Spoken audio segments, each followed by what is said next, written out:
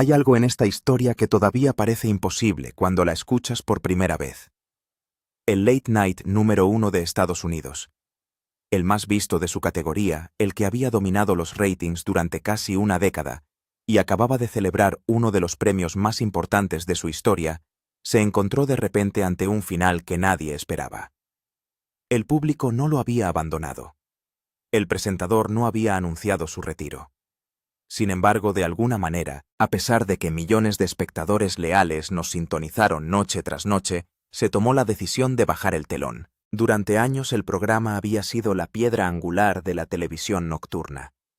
Atrajo a una media de 2,7 millones de espectadores cada noche, superando sistemáticamente a sus competidores y manteniendo un nivel de relevancia que muchos programas de televisión solo sueñan con alcanzar.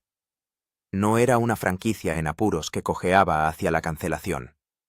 Fue una historia de éxito que parecía estable desde fuera, lo que hizo que el anuncio fuera aún más impactante. Lo que hizo que la situación fuera aún más extraña fue el momento. Solo unos días antes de que la decisión se hiciera pública, Stephen Colbert había hecho comentarios al aire que inmediatamente generaron titulares y controversia. Para muchos observadores, la secuencia de acontecimientos les pareció demasiado clara, demasiado conveniente y demasiado sospechosa para ignorarla. Las preguntas comenzaron a extenderse casi de inmediato, no solo sobre por qué terminaba el programa, sino también sobre si la explicación que se ofrecía era toda la verdad. Lo más sorprendente fue que el propio Colbert no lo vio venir. Mientras ejecutivos y líderes corporativos discutían el futuro del programa a puerta cerrada, él estaba de vacaciones completamente inconsciente de que el programa que había pasado una década construyendo estaba en evaluación de extinción. Las conversaciones se desarrollaban sin él, las decisiones se tomaban sin su participación, y el futuro de una de las franquicias más exitosas de la televisión se estaba reescribiendo silenciosamente. Su manager ya lo sabía. De hecho, lo sabía desde hacía semanas. Pero la información se ocultó deliberadamente a Colbert hasta el momento adecuado. Entonces, mientras el presentador se tomaba un raro descanso de las incesantes exigencias de la televisión en vivo, creyendo que todo continuaría como siempre, otros se preparaban para decirle que el viaje estaba llegando a su fin. La noticia finalmente le llegó la tarde del 16 de julio de 2025. Durante unas horas estuvo sentado con una información que cambiaría por completo el curso de su vida profesional. A la mañana siguiente ya había tomado una decisión. En lugar de permitir que la cadena controlara la narrativa y revelara las noticias según su propio cronograma, él mismo se lo diría a la audiencia. Cuando subió al escenario del Teatro Ed Sullivan, no había ninguna actuación dramática, ni ira visible, ni ningún intento de crear un espectáculo. En cambio, había una calma que de alguna manera hizo que el momento pareciera aún más pesado. Miró al público, muchos de los cuales lo habían apoyado durante años, y dio la noticia con notable moderación. Agradeció a las aproximadamente 200 personas que trabajaron detrás de escena para hacer posible el espectáculo todos los días. Habló de gratitud, de amistad y del privilegio de pasar una década dentro de una institución televisiva convertida en un segundo hogar. Pero luego dijo algo que pareció impactar a la audiencia más que cualquier otra cosa. Explicó que no iba a ser reemplazado. No habría ningún nuevo anfitrión subiendo a ese escenario después de él. No habría ningún traspaso de la antorcha ni una próxima generación que tomaría el poder. El espectáculo en sí estaba terminando. La institución entera estaba simplemente desapareciendo. Esa distinción importaba. Los televidentes están acostumbrados a ver a los presentadores ir y venir. Los programas evolucionan. Las nuevas personalidades heredan viejas franquicias. La maquinaria sigue moviéndose. Pero esto se sintió diferente porque no era simplemente el final del mandato de un anfitrión. Fue el fin de un legado que se remontaba a décadas atrás. El Late Show existía desde 1993. Había sobrevivido a cambios culturales, revoluciones tecnológicas, audiencias cambiantes y administraciones cambiantes. Se había convertido en sinónimo de la propia televisión nocturna. Primero fue David Letterman, cuya influencia transformó el género durante toda una generación. Luego vino Colbert, quien transformó el programa en una poderosa mezcla de comedia política y comentario cultural. Ahora, por primera vez en más de 30 años, toda la marca simplemente estaba desapareciendo. El público reaccionó exactamente como era de esperar. Los abucheos resonaron por todo el teatro. El shock se extendió por los rostros. Algunas personas parecían realmente atónitas. Colbert escuchó en silencio antes de asentir y admitir que sentía exactamente lo mismo. Ese breve intercambio reveló algo importante sobre la conexión que había construido con los espectadores. Para muchos de ellos, este no era simplemente un programa de televisión. Se había convertido en parte de su rutina, parte de su comprensión de los acontecimientos actuales, parte de la forma en que procesaban el mundo que los rodeaba. Perderlo se sintió personal. Luego vino la polémica que sigue alimentando el debate incluso ahora. Apenas 3 días antes de que la cancelación se hiciera pública, Colbert había abordado un importante asunto corporativo que involucraba a Paramount, la empresa matriz de CBS. Paramount había aceptado pagar $16 millones para resolver una demanda presentada por Donald Trump. La demanda se centró en acusaciones relacionadas con la edición de una entrevista de alto perfil realizada durante la campaña presidencial de 2024. Durante su monólogo, Colbert no suavizó su lenguaje. Cuestionó abiertamente el acuerdo y sugirió que se parecía inquietantemente a un pago. La palabra que utilizó tenía un peso enorme. Inmediatamente provocó un debate en los círculos políticos y mediáticos. 3 días después se anunció la cancelación. Oficialmente, CBS sostuvo que los dos eventos no tenían ninguna relación. Los ejecutivos declararon repetidamente que la decisión se basó en las realidades financieras y los desafíos más amplios que enfrenta la televisión nocturna. Según la cadena, el contenido no influyó en el resultado. La política no jugó ningún papel. El momento, insistieron, fue simplemente una coincidencia. A mucha gente le resultó difícil aceptar esa explicación. La secuencia de los acontecimientos pareció sospechosa incluso para los observadores políticos experimentados. Los funcionarios públicos comenzaron a hacer preguntas.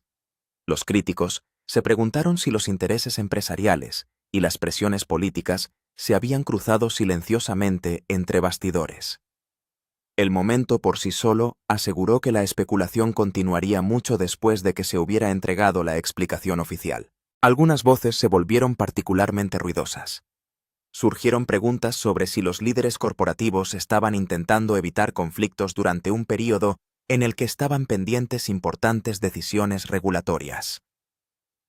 Los observadores señalaron que los grandes acuerdos comerciales a menudo requieren la aprobación del gobierno, y los críticos se preguntaron si la eliminación de un programa políticamente franco podría crear un ambiente más favorable. Si esas sospechas estaban justificadas, sigue siendo un tema de debate.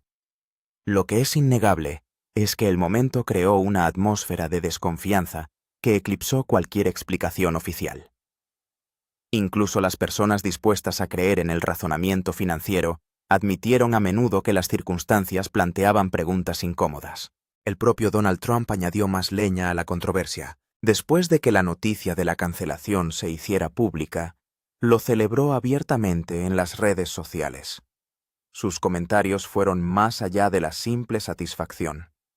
Criticó personalmente a Colbert, cuestionó su talento e incluso sugirió que otros presentadores nocturnos podrían enfrentar un futuro similar. El mensaje se convirtió inmediatamente en otro titular de una historia que ya rebosaba controversia. Colbert respondió de la manera que mejor sabía. De regreso al aire abandonó cualquier pretensión de moderación y pronunció uno de los monólogos más agudos de toda su carrera. Los espectadores que lo habían seguido durante años reconocieron el significado de ese momento. Este no fue el público satírico, cuidadosamente medido que a menudo veían. Este fue un anfitrión que entendió que su plataforma estaba desapareciendo y ya no se sintió obligado a contenerse. Sin embargo, detrás de toda la especulación política, había una realidad financiera que no se puede ignorar. La televisión nocturna ha tenido problemas durante años. La economía que alguna vez apoyó el formato ha cambiado dramáticamente. Los espectadores ya no consumen medios de la misma manera que hace 20 años. Los servicios de streaming, las plataformas de redes sociales, los podcasts y el contenido bajo demanda han fragmentado a las audiencias de maneras que la televisión tradicional nunca anticipó. Los informes sugerían que The Late Show estaba perdiendo decenas de millones de dólares al año. Algunas estimaciones cifran la cifra en cerca de 40 millones de dólares. Otros argumentaron que la cifra se acercaba a los 30 millones. Independientemente de la cantidad exacta, las pérdidas fueron lo suficientemente sustanciales como para generar serias preocupaciones por parte de los ejecutivos centrados en la rentabilidad a largo plazo. El desafío no fue exclusivo del programa de Colbert. Toda la industria del late night ha estado librando la misma batalla. Los clips virales generan una enorme atención en línea, pero esas vistas no necesariamente se traducen en ingresos para las cadenas de televisión tradicionales. Millones de personas pueden ver un monólogo en las redes sociales, pero los beneficios financieros a menudo van a otra parte. Este panorama cambiante ya se había cobrado la vida de otros programas. Las cadenas buscaban cada vez más formatos más baratos, menores costos de producción y contenido que pudiera sobrevivir en un entorno de medios fragmentado. Incluso los espectáculos exitosos ya no tenían garantía de protección si la economía dejaba de tener sentido. Aún así, muchos conocedores creían que la velocidad de la decisión era inusual. Parecía haber pocos esfuerzos para explorar soluciones alternativas. Las reducciones de costos no fueron discutidas extensamente. Los grandes planes de reestructuración nunca parecieron ganar fuerza. Para los críticos de la cancelación, eso sugería que la explicación financiera podría haber sido solo una parte de un panorama mucho más amplio. Sin embargo, para comprender por qué la historia resonó tan profundamente, es útil comprender al hombre que está en el centro de ella. La personalidad pública de Stephen Colbert siempre ha estado moldeada por experiencias mucho más oscuras de lo que la mayoría de los espectadores creen. Cuando solo tenía 10 años, la tragedia golpeó a su familia con fuerza devastadora. Su padre y 2 de sus hermanos murieron en un accidente aéreo, una pérdida tan enorme que alteró permanentemente el curso de su infancia. En una sola tarde su familia cambió para siempre. Muchas personas podrían haberse sentido consumidas por la amargura después de semejante pérdida. Colbert, en cambio, habla a menudo del ejemplo de su madre. Ella le enseñó que el dolor no tenía por qué convertirse en resentimiento. El dolor podía permanecer, la angustia podía permanecer, pero la amargura era una elección. Esa lección se quedó con él. Años más tarde, siendo ya un adulto joven, enfrentó otra lucha personal. Atravesó una profunda crisis de fe y llegó a un punto en el que ya no creía en la religión que una vez había marcado su vida. Durante un tiempo se identificó como ateo y buscaba respuestas que parecían cada vez más difíciles de encontrar. Finalmente, a través de experiencias que a menudo ha descrito como inesperadas y profundamente personales, encontró el camino de regreso. El viaje no fue ni sencillo ni dramático. Se desarrolló gradualmente, moldeado por conversaciones, reflexiones y encuentros que parecieron insignificantes en ese momento, pero que finalmente alteraron su perspectiva. Esas experiencias ayudaron a crear la versión de Stephen Colbert que el público llegó a conocer. El humor, la inteligencia, la resiliencia e incluso la empatía que surgieron durante las entrevistas difíciles fueron moldeados por años de afrontar el dolor, la incertidumbre y la transformación personal. Quizás por eso el final de su programa parece más grande que una cancelación televisiva estándar. Para muchos espectadores no se trata simplemente de la pérdida de un programa. Es el capítulo final de una voz que les ayudó a procesar la política, la cultura, la tragedia y el absurdo durante más de una década. Ya sea que las razones fueran financieras, políticas o una complicada combinación de ambas, una realidad permanece sin cambios. Las luces dentro del teatro Ed Sullivan eventualmente se apagarán. El escritorio quedará vacío. Las cámaras dejarán de grabar. Y uno de los capítulos decisivos en la historia de la televisión nocturna llegará a su fin, dejando atrás preguntas que tal vez nunca se respondan por completo. Esas no son las historias de alguien que se convirtió en comediante porque pensó que sería divertido o lucrativo. Se trata de alguien que encontró en la comedia una forma de mantener las cosas complicadas y dolorosas a suficiente distancia para mirarlas con claridad. Asistió al Hampton-Sydney College en Virginia y luego se transfirió a la Universidad Northwestern, donde obtuvo una licenciatura en teatro en 1986. Se mudó a Chicago, se unió a Second City Improv Troupe y conoció a dos personas que se convertirían en socios creativos durante años: Amy Sedaris y Paul Dinello. Los tres hicieron un programa de comedia para Comedy Central llamado Exit 57, que se emitió a mediados de los 90 y obtuvo 5 nominaciones a Cable Ace. Intentó conseguir un trabajo como escritor en The Late Show con David Letterman al principio de su carrera, pero no lo consiguió. Finalmente aterrizó en The Daily Show en 1997, inicialmente a modo de prueba contratado por una productora llamada Madeleine Smithberg, quien se arriesgó con él. Se convirtió en el corresponsal más antiguo en la historia del Daily Show.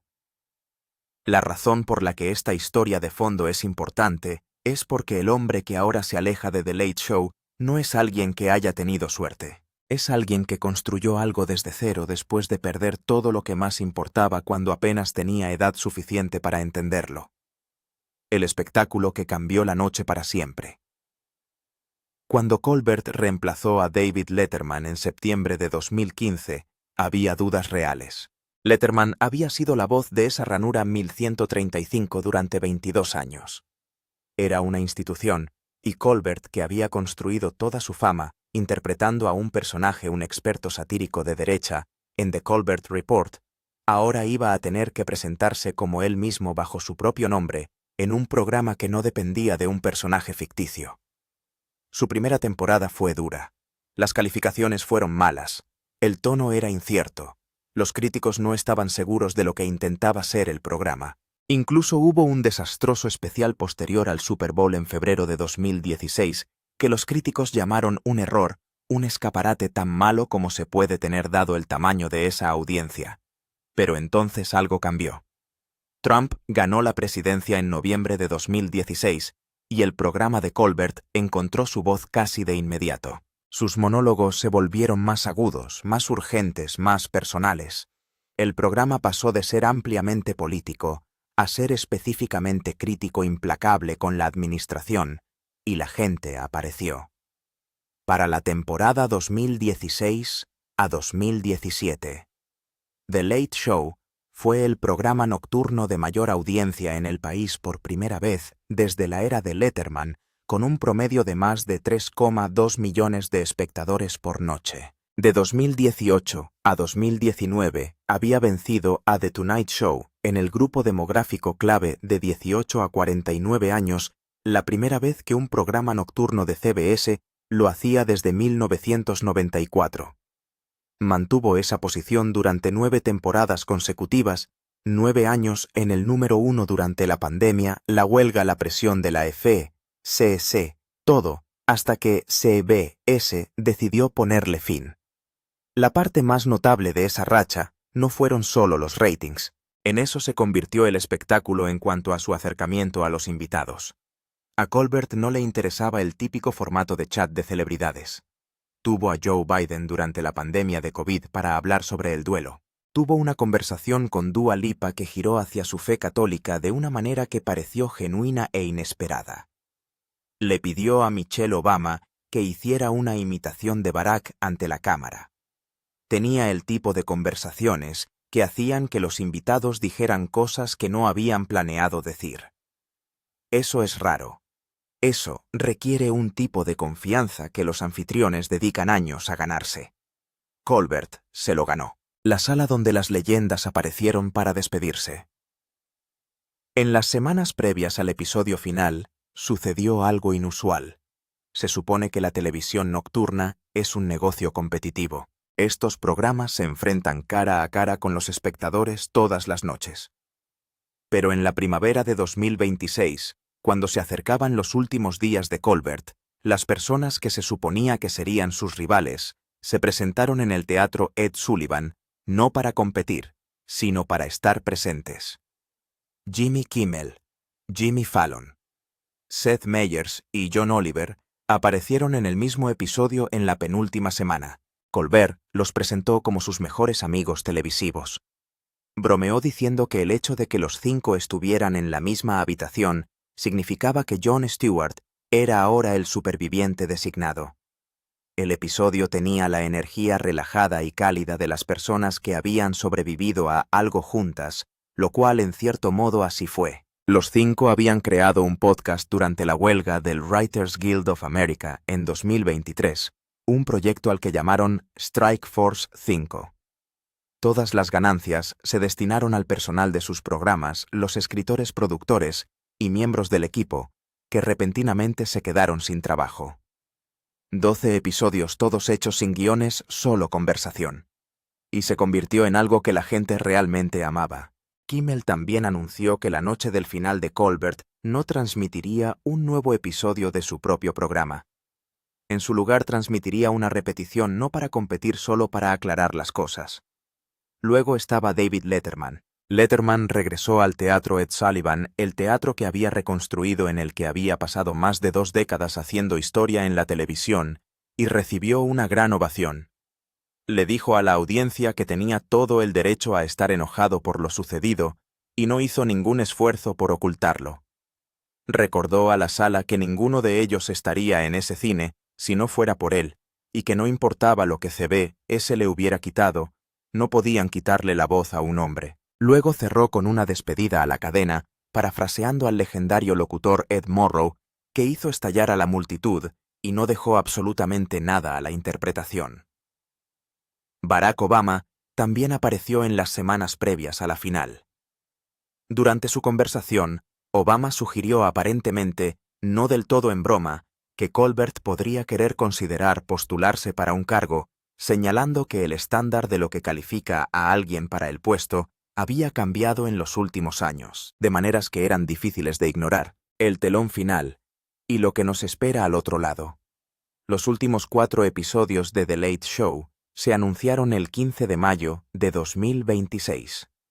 El lunes 18 de mayo, un episodio llamado Lo peor de The Late Show con Stephen Colbert, descrito por el programa deliberadamente como no un programa de clips, sea lo que sea que eso significa que Colbert tenía algo específico en mente. Martes 19 de mayo. Jon Stewart y Steven Spielberg junto con la actuación en vivo de David Byrne y Colbert.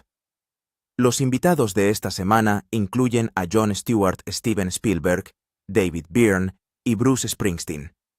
Juntos Stewart, que había sido el mentor de Colbert, el hombre que le dio su primera plataforma real en The Daily Show, y que había criticado públicamente a CBS y Paramount después del anuncio de la cancelación, asumiendo la posición de que la verdadera explicación no se escondía en ninguna hoja de cálculo financiera, sino en el creciente miedo institucional de decir algo equivocado a las personas equivocadas. El miércoles 20 de mayo, Colbert tomaría su propio cuestionario de Colbert, el segmento de entrevistas al que había sometido a cientos de invitados a lo largo de los años, y lo respondería él mismo con invitados especiales no anunciados en la sala.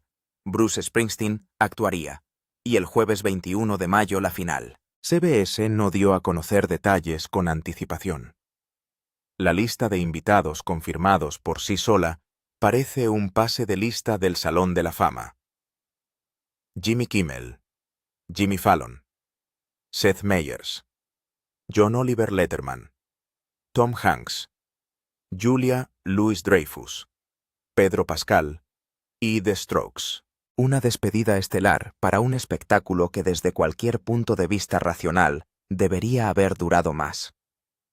En cuanto a lo que viene a continuación, Colbert ya lo había descubierto mucho antes de que todo esto se hiciera público. En marzo anunció a través de Warner Brothers que escribiría una nueva película de El Señor de los Anillos junto a su hijo Peter. De hecho, los dos habían presentado el proyecto directamente al director de El Señor de los Anillos, Peter Jackson, 2 años completos antes de la cancelación. Jackson respondió calurosamente a la idea.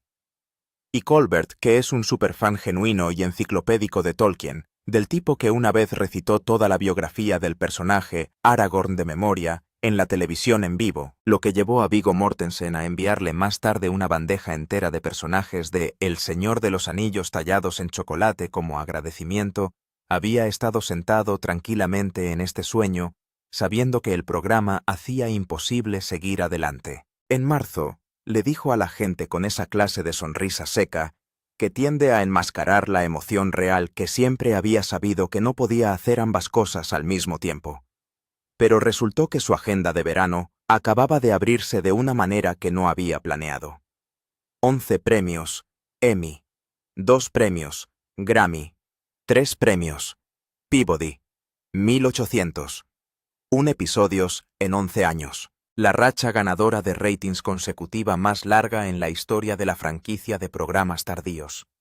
Un programa que ganó su primer Emmy a la mejor serie de charlas de variedades en 2025, la última temporada de su existencia.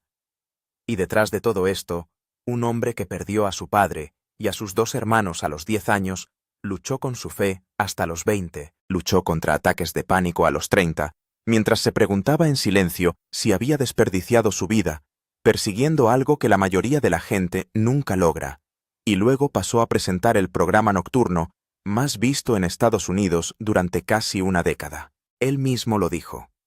Este adiós no estaba del todo en su línea de tiempo, pero no tener que elegir él mismo el final le dio algo que no esperaba. Más material más que decir y una última razón para aparecer cada noche y decir cada palabra en serio. El público del estudio abucheó cuando supieron que el espectáculo estaba terminando. Colbert asintió con la cabeza y les dijo que sentía exactamente lo mismo. Después de todos los ratings, los Emmy los 9 años seguidos en el número 1. ¿Crees que CBS tomó esta decisión porque el dinero no funcionó o porque algunas cosas se habían vuelto demasiado caras para decirlas en voz alta? Si te gustó este video, asegúrate de darle me gusta y suscribirte a nuestro canal. Para ver más historias interesantes como esta, asegúrese de hacer clic en el siguiente video que aparece en su pantalla. Nunca sabes lo que descubrirás a continuación.